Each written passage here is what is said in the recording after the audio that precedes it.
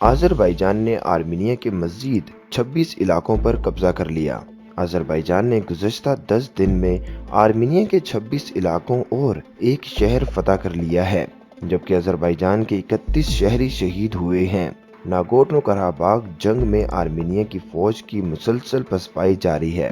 Azerbaijan ने 26 इलाकों का कंट्रोल हासिल कर लिया। तफसीलात के मुताबिक अजरबैजान के deputy head of missions Samir Guliyev का कहना है कि आर्मीनिया ने पहले जंग का आगाज किया, जिसके बाद हमने जवाबी कार्रवाई की है। आर्मीनिया के खिलाफ जंग में अब तक हमने 26 इलाकों समेत एक शहर फतह कर लिया है। इन्होंने मजीद कहा कि आर्मीनियाई जहरीत से अब तक 31 शहरी और सैकड़ों जख्मी हो चुके हैं। मीडिया रिपोर्ट्स के मुताबिक इस्लामाबाद में कायम सिफारत खाने में सफीर और मिलिट्री असासे कर्नल नोरोज की हमरा मुश्तरका प्रेस कॉन्फ्रेंस करते हुए आज़रबाईजान के डिप्टी हेड ऑफ मिशंस ने कहा है कि आर्मीनिया ने बैरून मुल्क से आई दहशत गर्दों को मुसल्लह करके महाज पर भेजना शुरू कर दिया है।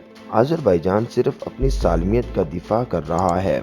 इनका कहना था कि आर्मीनिया का बुनियादी मकसद शहरी आबादियों को निशाना बनाकर दहशत फैलाना है, जो कि जेनेवा कन्वेंशन की खिलाफ वर्जी है। शहरियों को आर्मीनियाई फौज की जहरीत से बचाने के लिए हमारी अफवाज सिर्फ जवाबी कार्रवाई कर रही है।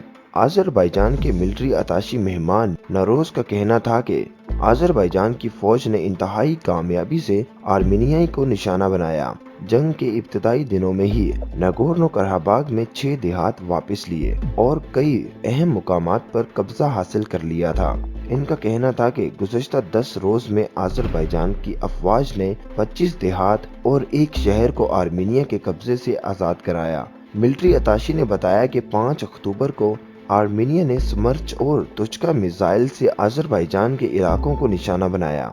हम अब भी गोलाबारी करने वाली आर्मीनियाई फौज की चौकियों को निशाना बना रहे हैं। वाज़ेह रहे कि आर्मीनिया और अज़रबाईजान के दरमियान जंग नागोर्नो कराबाख के इलाके में हो रही है।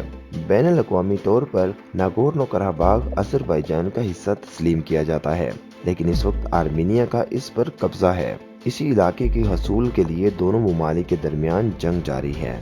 मज़ीद इसी तरह की न्यूज़ अपडेट्स वीडियोस देखने के लिए हमारे चैनल को सब्सक्राइब कर लीजिए।